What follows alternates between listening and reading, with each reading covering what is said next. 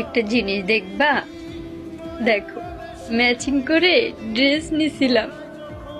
যখন দেখা হবে একসাথে পরে ঘুরতে যাব, পিক তুলবো। শুধু এটা না, শাড়িও আছে, পাঞ্জাবিও নেওয়া আছে।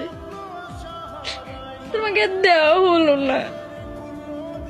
আমার ইচ্ছেগুলো সবসময়ের জন্য ইচ্ছে রয়ে গেল এতটা বছরে, কখনো পূরণ করো নাই। আমি কখনো তোমার কাছ থেকে কিছু পাইলাম না কষ্ট ছাড়া। তোমার অনেক শখের একটা মানুষ ছিল। কখনো কি বলবো আমি, আমার তো বুকটা ফেটে যাচ্ছে।